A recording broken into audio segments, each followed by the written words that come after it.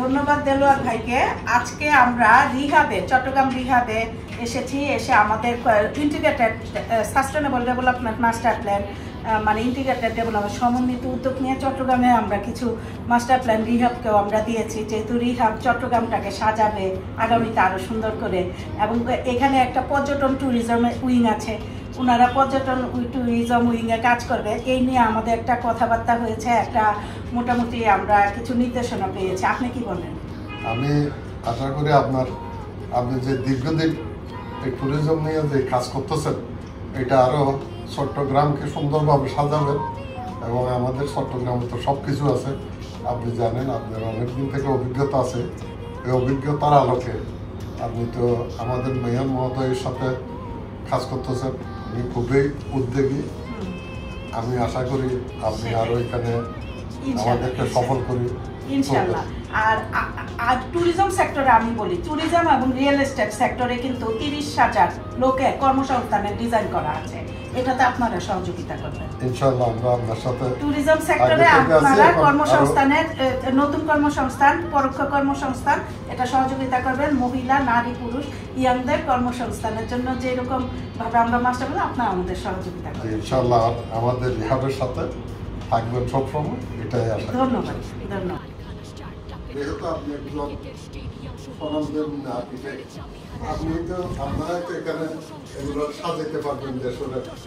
যেহেতু আপনি সিটি কর্পোরেশনও প্রজেক্টে কাজ করতেছেন, আবার নতুন আরো কয়েকটা প্রজেক্টের বাস্তবায়নের জন্য আমরা ডিপিপি ডেভেলপমেন্ট প্রজেক্ট প্রপোজাল দিচ্ছি।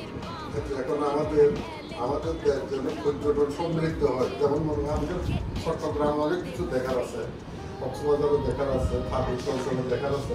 এই চট্টগ্রাম বেড়টা করতে গেলে আপনি পর্যটনের জন্য অনেক কিছু করতে পারেন, দেশি বিদেশি পর্যটনের জন্য। আমাদের দেশের লোকেরা বাইরে না গেলেও তো অনেক টাকা আমাদের সাশ্রয় হবে। তো এগুলোর জন্য আপনি কি করতে পারেন বলেন, আমাদেরকে আমরা সাথে আছি। ধন্যবাদ আপনাকে। আচ্ছা, আমি আগে পরিচয় দেই, একটু সামনে আসা। আমি আর্কিটেক্ট শামসুন নাহার মুন্নি। আমি সাস্টেনেবল ডেভেলপমেন্টের উপর কাজ করি। আজকে চট্টগ্রামের ওয়ার্ল্ড ব্যাংকের একটা প্রজেক্টে এসেছি, প্লাস নতুন একটি ইন্টিগ্রেটেড মাস্টার প্ল্যান প্রজেক্ট মেয়রের কাছে প্রেজেন্টেশন করার জন্য এসেছি। আলহামদুলিল্লাহ প্রেজেন্টেশন সাকসেসফুল। এখন আমরা পরিকল্পনা শুরু করবো। তো আমার সামনে আছে আমাদের এক ভাই, উনি রিহাবের ভাইস প্রেসিডেন্ট চট্টগ্রামে। ওনার সাথে আমরা এখন কিছু চট্টগ্রামে রিয়েল এস্টেট এবং পর্যটন এবং কিভাবে একটি সুন্দর নগরী করা যায় একটু আলোচনা করব। জাস্ট আলোচনাটা আমরা সবার উদ্দেশ্যেই করছি এবং এটা থেকে অনেক ব্যবসায়ী চট্টগ্রামে বেনিফিটেড হবে। তো ধন্যবাদ ভাই আপনাকে এত সুন্দর একটি প্রশ্ন উপস্থাপন করার জন্য। তো প্রথমত আমি বলি যে পর্যটন, চট্টগ্রাম হচ্ছে একটা পর্যটন ব্যবসা নগরী। আর চট্টগ্রামে 3টা ইকোনমি আছে, ব্লু ইকোনমি, গ্রিন ইকোনমি এবং আরেকটা ইকোনমি হচ্ছে ব্ল্যাক ইকোনমি। ঠিক আছে, ব্ল্যাক ইকোনমি। এখন ব্লু ইকোনমি হচ্ছে চট্টগ্রামে আপনার যেহেতু সমুদ্র উপকূলীয় এলাকায় আমাদের সাস্টেনেবল ডেভেলপমেন্ট ইন্টিগ্রেটেড, এখানে থাউজেন্ডস অফ আইডিয়া ইনোভেশন নিয়ে অনেক ওয়ার্ল্ড ওয়াইড কাজ হচ্ছে। ব্লু ইকোনমিতে এটা সম্ভব। সাথে অবশ্যই ইকোনমি থাকলে পর্যটন আসবে। হ্যাঁ, অবশ্যই পর্যটন আসবে। পর্যটন ব্যবসার খাতিরেও আসবে, এমনি ঘুরতেও আসবে, দেখতেও আসবে। হ্যাঁ, আর এই গেল ব্লু। গ্রিন ইকোনমিতে হচ্ছে চট্টগ্রাম পাহাড়ি এলাকা, এই পাহাড়কে রিসোর্সকে রেখে কিভাবে eco tourism, ecological production, eco পাহাড়, সুন্দর খাল, বিল, নদী এবং চট্টগ্রামের মাছ, চট্টগ্রামের নদী, চট্টগ্রামের এগ্রিকালচার, বিভিন্ন ইনোভেশন, পরিবেশ ইত্যাদিকে নিয়ে আমরা গ্রিন ইকোনমি, গ্রিন সার্কেল ওটা নিয়ে কাজ করছি, যেটার মতো সাস্টেনেবল ডেভেলপমেন্টে ইকোনমি হবে এবং ট্যুরিজম হবে এবং ইনকাম জেনারেশন হবে, কর্মসংস্থান হবে। এবার আসেন যেটা বাংলাদেশে আর কোথাও নাই, চট্টগ্রামে আছে ব্ল্যাক ইকোনমি। এটা হচ্ছে জাহাজ ভাঙ্গা শিল্প, লোহা শিল্প, বিভিন্ন রিসাইকেলের একটা মানে বাংলাদেশের মধ্যে সবচেয়ে বেশি রিসাইকেল এবং বর্জ্য ব্যবস্থাপনা নিয়ে যে একটা রিসোর্সফুল এবং চট্টগ্রাম সাফারও করতেছে এটার জন্য। এটা হচ্ছে ব্ল্যাক ইকোনমি আমরা ধরেছি। এই ব্ল্যাক ইকোনমিতে আমরা যেটা মনে করেন আমরা বর্জ্যকে লোকেশনে, স্থানীয় সমস্যা স্থানীয়ভাবে সমাধান হবে। লোকেশনে বর্জ্য গুলোকে গুঁড়া করে হয় সুতা বানাই ফেলবো, বানাই এরকম পর্দা টর্দা, এরকম টেবিল চেয়ার ফার্নিচার তৈরি হবে। আবার আরেকটা বর্জ্য থেকে আজকাল গাড়ি, প্রচুর সাইকেল বিদেশে রপ্তানি হয়, সাইকেলের যে হাতল প্যাডেল এগুলি বর্জ্য থেকে যে প্লাস্টিকটা ওইটা দিয়ে তৈরি করে আমরা বর্জ্য ইনডাইরেক্টলি প্রোডাক্ট আকারে এক্সপোর্ট করতে পারি। বর্জ্য থেকে আমরা বিভিন্ন পার্টস বিভিন্ন কিছু তৈরি করতে পারি। তো অটোমোবাইলের হোক ফার্নিচারের হোক, মানে বর্জ্যকে রিসাইকেল করে, যেটা এখন হচ্ছে আবার পুরান কম দামি প্লাস্টিকের গ্লাস প্লেট হচ্ছে, এটা না, কম দামি গ্লাস প্লেট হবে মাটির, কম দামি গ্লাস প্লেট হবে বাঁশের, কম দামি গ্লাস প্লেট হবে ইকো, খাইয়ে ফেলাই দিব, আমার ধোয়ার ঝামেলা নাই কিছু নাই পরিবেশে, এটা আবার রিসাইকেল হবে, রিসাইকেল হবে। হ্যাঁ, আমার ফার্নিচারও রিসাইকেল হবে, ফার্নিচার হবে মাটি নয় কংক্রিট, কিছু আমরা রিসাইকেল করব। বিল্ডিং তো আছে, আমরা ইকো বাঁশ বেত এগুলোকে প্রমোট করবো, এগুলি রিসাইকেল হবে। আর প্লাস্টিক দিয়ে তৈরি করব যন্ত্রাংশ ভারী, ইভেন আমরা প্লাস্টিকের সাথে ফাইবার, গ্লাস ফাইবার, বিভিন্ন ফাইবার অ্যাড করে যারা ইনোভেশন, আমরা ইনোভেশন হয়তো আমরা মাস্টার প্ল্যান করতে পারবো, আমরা ইন্টিগ্রেটেড বাসও না, আমাদের সাথে যে প্ল্যানার আছে, যারা ইকোনমিস্ট আছে, সোশিওলজি এক্সপার্ট আছে, environmental expert, RNG expert, tannery expert, সবাই আমাদের সাথে আছে। যেহেতু আমাদের প্রতিষ্ঠানটা হচ্ছে আর্কিটেকচার রিসার্চ অ্যান্ড ডেভেলপমেন্ট, আমরা শুধু মাস্টার প্ল্যানই করছি না, আমরা বিভিন্ন প্রফেশনালসে, মাল্টি ডাইমেনশনাল প্রফেশনালসদের একটা হাব, ওদের কথা শুনে আমরা সবকিছু নিয়ে ইন্টিগ্রেটেড মাস্টার প্ল্যান করে আমরা চট্টগ্রামকে দেওয়ার জন্য একটা প্ল্যান করে মেয়র মহোদয়কে দিয়েছি এবং উনার পছন্দ হয়েছে, উনি একটু ডিটেলে আগামীকাল দেখতে চেয়েছেন। আর এখন আসি ট্যুরিজম। এখানে আপনি যেহেতু আমাদের মেয়র মহোদয় চট্টগ্রাম নিয়ে অনেক কাজ করতেছেন, আপনি যে সম্পৃক্ত হয়েছেন শুনে আমি খুশি হয়েছি, কারণ ওনাকে আপনি যেহেতু পর্যটন নিয়ে এমনি অনেক কাজ করেন, আমাদের আপনি জানেন পতাকা সমুদ্র বন্দর থেকে শুরু করে এখানে আমাদের এদিকে খুচদারাট পর্যন্ত, আবার ইয়ার দিকে এই পুরানো ব্রিজ পর্যন্ত আমাদের কর্ণফুলের ওইদিকে যে নতুন রোড করছে, এটা কিন্তু পর্যটনের বিশাল একটা সম্ভাবনা আছে এখানে।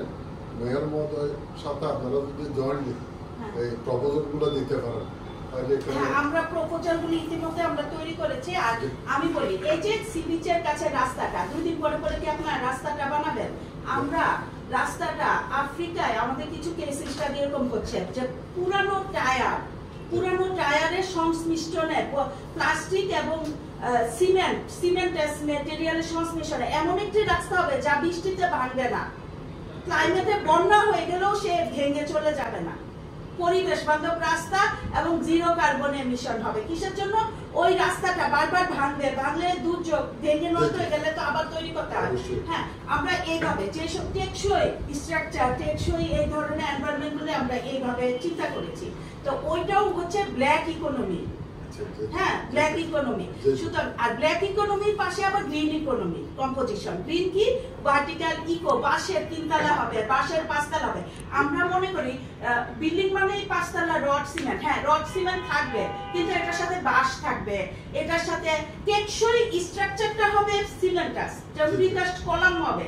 প্রিকাস্ট কলামও আমরা ব্লক ব্লক ব্লক ব্লক করে তুলে দিলাম, ভিতরে রড দিলাম, ভালো করে টাই করলাম, করে আমরা গেলাম, আমরা এমন স্ট্রাকচারগুলি করলাম যে 10 বছর ব্যবহার করছি, 10 বছর পর ভাঙলেও আমার সমস্যা নেই, আমার কাঠ খুলে আসতেছে, ব্লকগুলি খুলে রডটা বের করে ফেলতে পারতেছি, রডটা আবার রিসাইকেল করতেছি, রাবিশটাকে আবার কম্পোজিশন করে আরেক মডেলে নিতে পারতেছি। কাঠের দাম যদি 10 বছর পর আরো বেড়ে গেল, উল্টা আরো, হ্যাঁ ওটাকেও রিসাইকেল করতেছি। সুতরাং আমি যা কিছুই করব আমি চিন্তা করব তার 70-80% রিসাইকেল হবে, তাহলে আমার কার্বন যে রেটিংটা এটাও কমবে। আমরা অনেকগুলি ইন্ডেক্স নিয়েও কাজ করতে পারবো, LEED index, LEED platinum index, EDGE, তারপরে নতুন গ্রিন আর্ক, অনেকগুলি ইন্ডেক্স আছে যেগুলি হচ্ছে এখন ওই ইন্ডেক্সের উপরে কেউ যদি একটা হোটেল ব্যবসা করে, বাংলাদেশ ব্যাংক তাকে 5% ইন্টারেস্টে লোন দিবে, সে যদি গ্রিন ইকোনমি নিয়ে কাজ করে, গ্রিন বিল্ডিং বানায়। বুঝাইতে পারছি? তো আমরা এটা এখন আপনি আমাদের চট্টগ্রাম থেকে পার্বত্য অঞ্চল ধরতে গেলে এখান থেকে মাত্র 70 কিলোমিটার দূরে এই বান্দরবন, এই 60-70 কিলোমিটার দূরে রাঙ্গামাটি, 150 কিলোমিটার দূরে আমাদের সমুদ্র সৈকত কক্সবাজার। আপনি এগুলো নিয়ে আপনি পর্যটনের জন্য কি চিন্তা করতে এইটা পারেন? তো আমরা একটা, আপনি নিশ্চয়ই জানেন, আপনিও ছিলেন 2013 থেকে আমরা পর্যটন রিয়েল এস্টেট অ্যাসোসিয়েশন করেছিলাম। তখন থেকে আমরা গ্লোবাল বিভিন্ন অপরচুনিটি গুলি নিয়ে মাস্টার প্ল্যান করছি। আলহামদুলিল্লাহ এখন তো পৃথিবী আরো এগিয়ে গেছে, এখন এআই এর যুগ, এখন রোবোটিক্স এর যুগ। তো আমরা এখন ওইসব রোবোটিক্স, এআই, আমাদের ইন্টেলিজেন্স, আলহামদুলিল্লাহ আমাদের দেশে মানুষের ব্রেন কিন্তু অনেক ভালো, অনেক বেশি ভালো দেখে বাংলাদেশের মানুষ অল্পতেই চায়, মানে খুব তাড়াতাড়ি বেশি পরিশ্রম করে টাকা কামাইতে চায় না, মানে ধৈর্য ধরে চায় না। ও চায় আজকে 10 লাখ টাকা ইনভেস্ট করবো, কালকে থেকে এই ব্যবসা শুরু করে দেবো। কারণ এরা তো আসলে মেধাবী, এরা জানে, এরা তো তাদেরকে যদি একটু রাস্তা দেখা যায়, নিজের ব্যবসা নিজে করবে, নিজের উন্নয়ন করবে, তাতে দেশের উন্নয়ন, সামগ্রিক উন্নয়ন, স্থানীয় উন্নয়ন সবকিছুই হবে। জাস্ট আমাদের বিভিন্ন মডেলগুলি নিয়ে কাজ করতে হবে। আমি যেমন আজকে চট্টগ্রাম সিটি কর্পোরেশন উপস্থাপন করছি উগান্ডার মডেল, রুয়ান্ডার মডেল, বিভিন্ন মডেলগুলি নিয়ে কাজ করি। কামিকাটসু জাপানের মডেলগুলি, যে কিভাবে একটা সিটি বিভিন্ন ক্রাইসিসে ডেভেলপ করে, কি ইকোনমিগুলো কিভাবে চেঞ্জ নিয়ে আসছে। আর আলহামদুলিল্লাহ আমাদের চট্টগ্রামে দক্ষিণ দিকে নীল সমুদ্র, পুরো পৃথিবী ওপেন ওখানে। এখানে আপনি সমুদ্র পথেও পৃথিবী ভ্রমণ করতে পারবেন, আকাশ পথেও ভ্রমণ করতে পারবেন।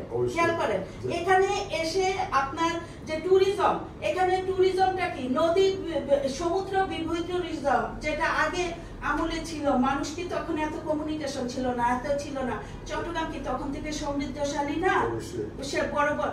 এখন আমরা রিভার ট্যুরিজম, বিভিন্ন আমরা দেখি যে কানাডা টান্ডা বিভিন্ন দেশে বড় বড় শিপ ক্রুজ ইত্যাদি ট্যুরিজম গুলি হচ্ছে, বিভিন্ন দেশে যাচ্ছে। আমরা এখান থেকে তো ট্যুরিজম আকারেও একটা বেল্ট করতে পারি, কত কিছু করতে পারি।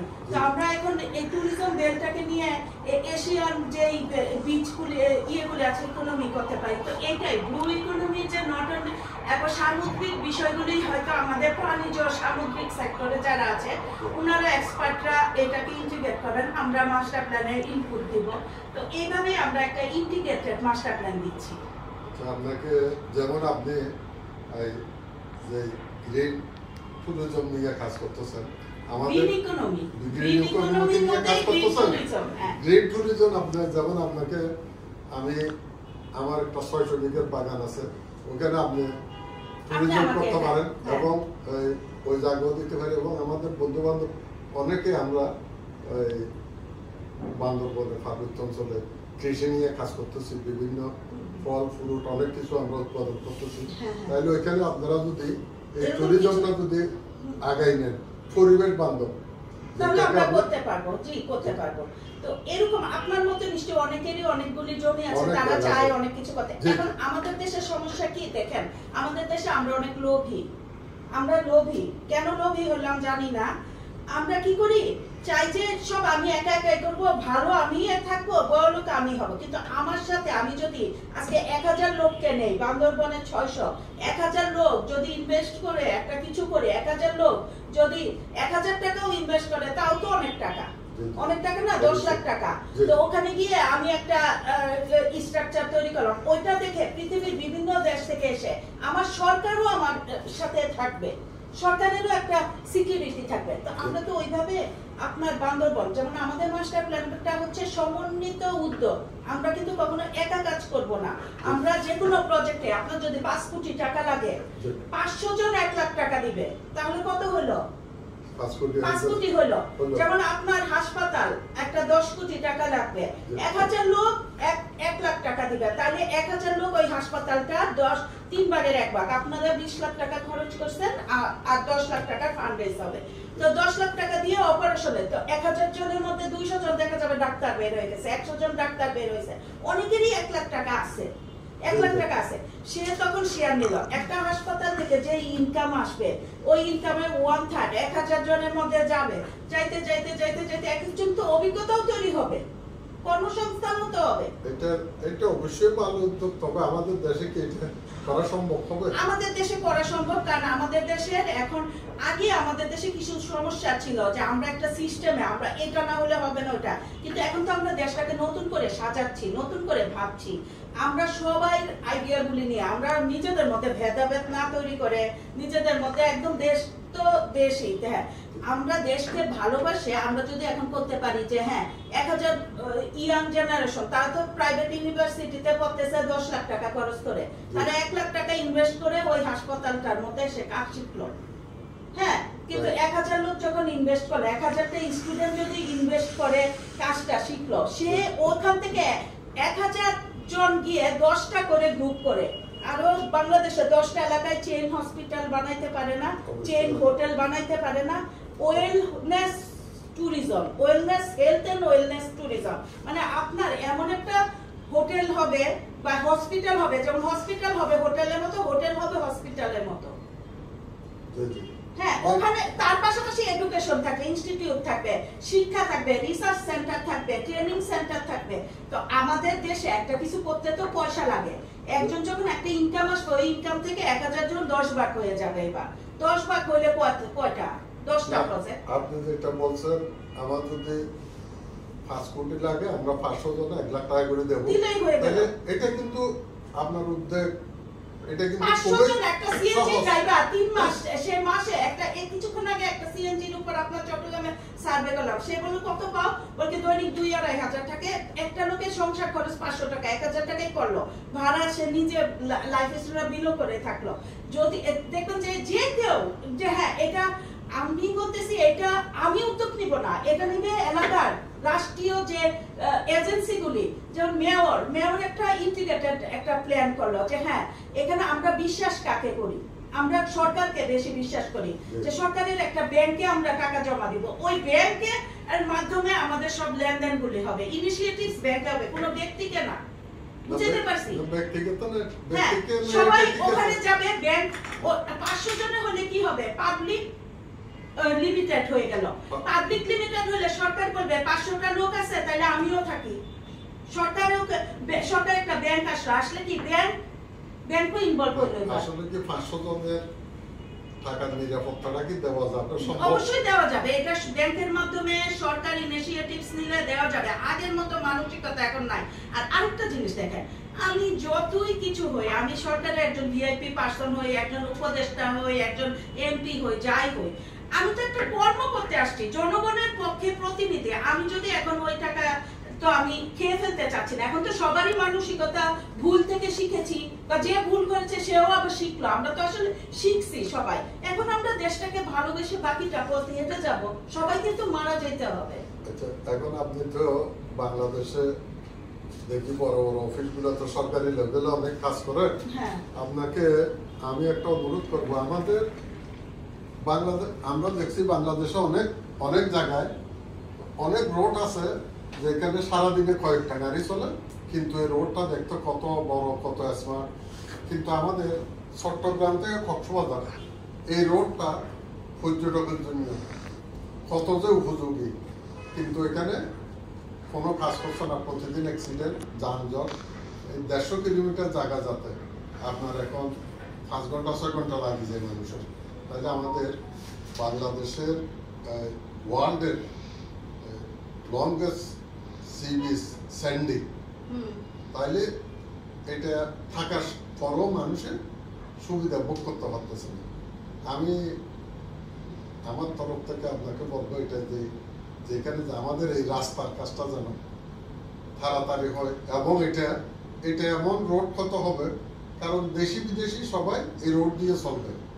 এখন যে এয়ারপোর্টের অক্টোবর থেকে আমাদের যে এয়ারপোর্টের বাংলাদেশের সর্বোচ্চ রানও স্থাপন হচ্ছে কক্সবাজারে, এবং আপনি যখন কক্সবাজারের এয়ারপোর্টে নামবেন তখন মনে হবে আপনি সমুদ্র পানির মধ্যে ঢুকতেছেন। তাইলে এই সৌন্দর্যগুলো উপভোগ করতে মানুষ এখান থেকে যাবে, বিভিন্ন জায়গা থেকে আসবে।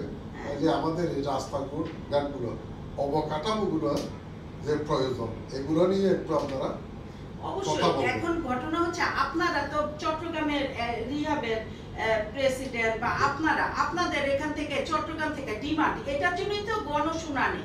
এই যে আপনি একটা কথা বলছেন, আমরা কি করব, এই যে আপনি একটা বললেন গণশুনানি, আমাদের প্রোগ্রামটাই হচ্ছে গণশুনানি, পাবলিক পার্টিসিপেশনের মাধ্যমে সমস্যাটাকে আইডেন্টিফাই করে স্থানীয়ভাবে সমাধান করার জন্য এবার কই যাইতে হবে, আন্তরিকতা নিয়ে কাজ করা, ভলান্টারি কাজ করা, চ্যারিটেবলি কাজ করা। হ্যাঁ, সবাই তো ধরেন সারাদিন সবাইকেই তো বাঁচতে হবে, অন্য সবারই কি আমাদের বেশি না, আমরা যেন সবাই মিলে সমন্বিতভাবে কাজ করি এবং যে ইনকাম হবে ইনকামটাও একটা গাছ লাগালে, একটা জমি লাগালে, একটা ফল লাগালেও তো 3 মাস পরে ফসল আসে, 4 মাস পরে একটা হোটেল রিসোর্ট বানাইলেও ওখানে টুরিস্টরা আসে, ওখান থেকে ইনকাম হয়। ইনকাম করে আমরা ওইটা থেকে লাভ নিব। আমরা যে সময় দিব, মানে আমি শহরকে সময় দিব, শহর আমাকে ভালো রাখবে। আপনি রাস্তার কথা বলছেন, তো আমরা দেখা গেল যে আমরা তো প্ল্যানার, আমরা আপনিও একজন গণশুনানিতে, তো আমরা এটা নোট রাখবো, নোট রেখে এটা যেই কনসার্ন ডিপার্টমেন্ট ওই ডিপার্টমেন্টগুলিকে দিব। আমরা বারবার নকিং করব যে ট্যুরিজম নিয়ে আপনারা যেহেতু এখন কক্সবাজার ট্যুরিজম, তাহলে রোডকে আপনার প্রাধান্য দিতে হবে।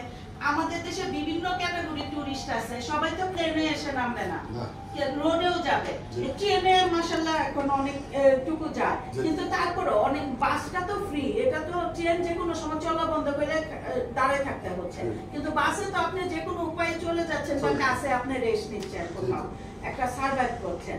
তো অবশ্যই রোড নেটওয়ার্কটা কে নিয়ে সেফ এবং বেল্ট, ওইভাবে বেল্টের ভিতরে রেখে, সেফটি বেল্টের ভিতরে, সেফ গার্ডের ভিতরে থেকে এটাকে করে। এবং এখান থেকে যদি আমরা টুরিস্ট পুলিশ, কমিউনিটি পুলিশ বা লোকাল পুলিশিং থাকে এবং বিভিন্ন নিরাপত্তা, বিভিন্ন হসপিটালিটি বিভিন্ন থাকে, ইনকামও হলো, সুবিধা হলো। আর পাবলিক যখন সুবিধা পাবে, ইনকাম করতে গেলে পাবলিকই তো টাকা দিবে, যে সুবিধা নিবে সে টাকা দিবে, ওটা থেকে আয় হবে, ওখান থেকে কর্মসংস্থান হবে।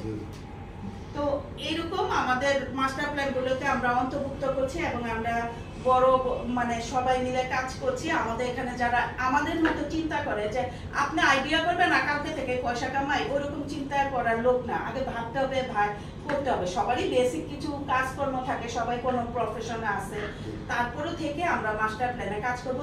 রিজিক দেওয়ার মালিক আল্লাহ, আমার নিয়ত ভালো থাকলে দেশও ভালো হবে।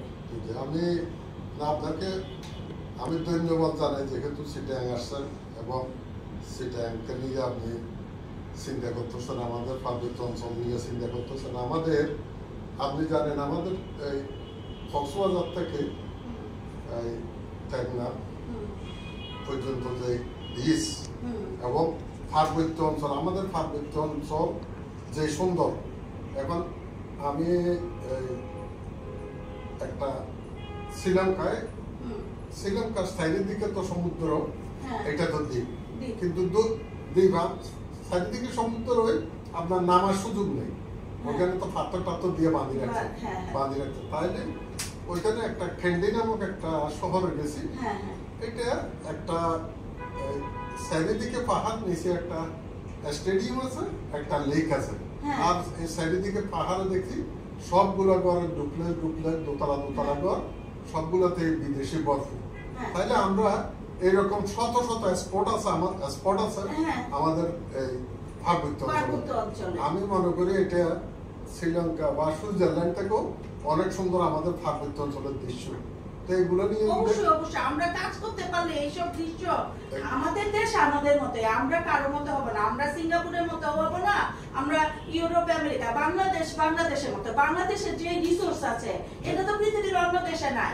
বাংলাদেশের সবচেয়ে বড় রিসোর্স এই দেশের হিউম্যান রিসোর্স। এই দেশের মেধাবী মানুষ আছে, এদেশের জনগণ, এদেশের মানুষ। এখন এই দেশটার, আমাদের এই দেশটাকে যদি আমরা সুন্দর করে, জনগণের দেশ, পাবলিক, এটা হচ্ছে গণপ্রজাতন্ত্রী, মানে এটা বাংলাদেশের জনগণ এই দেশের মালিক, একটা রাজ থাকে। তো সুতরাং জনগণ যদি ভালো ভালো চিন্তা করে, সবাই মিলে কাজ করে আসে, লুটপাট না, তাহলে দেশ এমনি হবে, এইসব হবে, ইনশাআল্লাহ হবে। যেহেতু আপনি দেশি বিদেশি ইনভেস্টর নিয়ে কাজ করতেছেন, তাহলে আমাদের এই কক্সবাজারে যদিও মানুষ আছে এখনো পর্যন্ত, বিনোদন বলতে কিছু নেই, মনে করেন আরো যেন আমরা মানুষকে বিনোদন এবং থাকার বিভিন্ন রকম সুযোগ সুবিধা দিতে পারি, এগুলো নিয়ে আমরা তাহলে কাজ করতে পারি। আপনারা যারা ব্যবসায়ী আছেন, একদিন একটা সেমিনার কল করেন, আপনার কনফারেন্স রুমে কল করেন একদিন, যে আমরা কিভাবে করা যায়। সবাই তো এখন আমরা অনেক কিছু, কেউ কারো একটা সমস্যা, এই সমস্যা, নিজেদের সমস্যা আছে প্লাস পারিপার্শ্বিক, আমার সমস্যা একরকম, আপনার সমস্যা একরকম, সবার সমস্যাগুলি নিয়ে কিভাবে এক টেবিলে সমাধান করা যায়। এবং টাকার চেয়েও বড় সমাধান হচ্ছে মানসিকতা। করেন যে হ্যাঁ ট্যুরিজমে যারা কাজ করতেছে হোটেল যে আপনার ব্যবসা করবেন কক্সবাজার, মনে করেন কক্সবাজারে 10,000 ব্যবসায়ী আছে ট্যুরিজমের স্টেক হোল্ডার, ট্যুরিস্টের হয় ডাইরেক্ট হোটেল, কেউ ফুডে, কেউ প্রোডাক্টে, কেউ বিভিন্ন রকম। আমার কথা হচ্ছে এই রাস্তাটা দিয়ে আপনার এই ব্যবসা ক্ষেত্রে মানুষ যাচ্ছে, আপনাকেও কিন্তু অন্তর্ভুক্ত হইবে এই উদ্যোগে থাকতে হবে। আপনার ওই রাস্তায় নামতে হবে, ওই রাস্তায় গিয়ে আপনাকে বলতে হবে এই রাস্তাটা এমন করি, ছোট একটা ফান্ড জেনারেট করে একটা মডেল বানায় সরকারকে দেখাইতে হবে, পর্যটন মন্ত্রণালয়কে দেখাইতে হবে যে ভাই এই টাকার মধ্যে এই জিনিসটা হয়, এখন তুমি বানাও গিয়া। আপনি 10,000 রিয়েল এস্টেট ডেভেলপার যদি 1,000 টাকা করে দিল, তাইলে তো একটা বড় অংশ আপনি একটা মডেল বানাই দিলেন, কথা। বা পাবলিক পুলিশগুলি দিলাম যে নাও আমরা একটা 10 টাকা করেও যদি দেন, তাও তো পুলিশ আপনার সরকার এবার যে আমি চালু করে দিছি, সরকার বলে এবার তুমি চালাও, আমি এটা করে দিছি এবার তুমি। প্রবলেমগুলি কোথায় হয় এটা লোকালি দেখতে হবে, যে রাস্তা আমার যে কোনো জায়গায় স্থানীয় সমস্যা, আমরা তো এটাই বলছি যে স্থানীয় সমস্যা স্থানীয়ভাবে সমাধান। আমি আপনার চট্টগ্রামের সমস্যা ঢাকায় বসে পরিকল্পনাবিদ কিন্তু ওইভাবে সমাধান করতে পারবে না, ওটা স্টেক হোল্ডার হচ্ছে ওই লোকেশনে। আপনি ব্যবসা করবেন, আমি বেড়াইতে যাব, আপনি ব্যবসা করবেন হোটেলে, আমি ওই হোটেলে বেড়াইতে যাব, বাসের মালিক বাস দিয়ে নিয়ে যাবে, বাসের যে মালিক তারও দায় আছে, দায় আছে না? সবার দায় আছে না? তো সব স্টেক হোল্ডারদেরকে এক জায়গায় আনেন, এনে আপনি বলেন বাসের মালিক কিভাবে যাবে, পলিসি নির্ভর আমাদেরকে আগাতে হবে, একটা পলিসি তৈরি করতে হবে, পলিসি করে ওই পলিসির মধ্যে একটা ফ্রেমওয়ার্ক বের করে সবার সম্মতিক্রমে এটা আমরা সরকারকে তুলে ধরতে পারেন, তুলে ধরেন, এটা মিডিয়াতে নিয়ে আসেন, জনগণের কমিটমেন্ট নেন, একটা ভোটিং নেন, নেওয়ার পরে যে হ্যাঁ ওই এলাকায় যে রাস্তাটা গেছে তার দুই পাশে কিন্তু ইনহেবিটেন্স থাকে, ওরাই কিন্তু আপনার ওরা কিন্তু এই নিরাপত্তাটা দিবে। কথাটা বুঝছেন?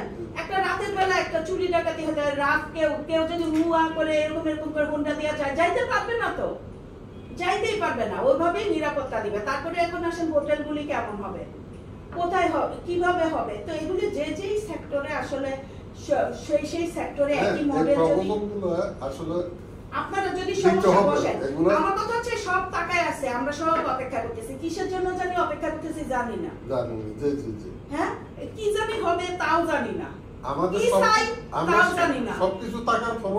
আমরা এমনি বসে আছি কেন? আমরা 10 জন এক হই যে কি হবে, আমরা সারা বাংলাদেশে সব হাসপাতালের ডাক্তারদের এক হইতে বলি না।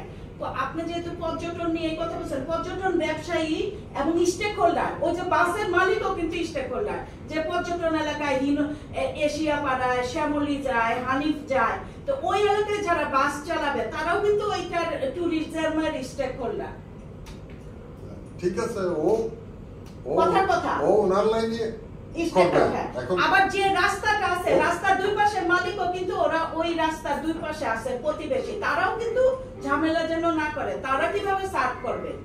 এখন মনে করেন এই সাইনের মধ্যে আপনি বিভিন্ন রোডে যাইতে, আপনার মনে অনেকগুলো রোডে যাইতে মনে হয় রাস্তার দুই পাশে যেভাবে গাছ, মনে হচ্ছে আমরা একটা ওই পাহাড়ের মধ্যে চলতেছি।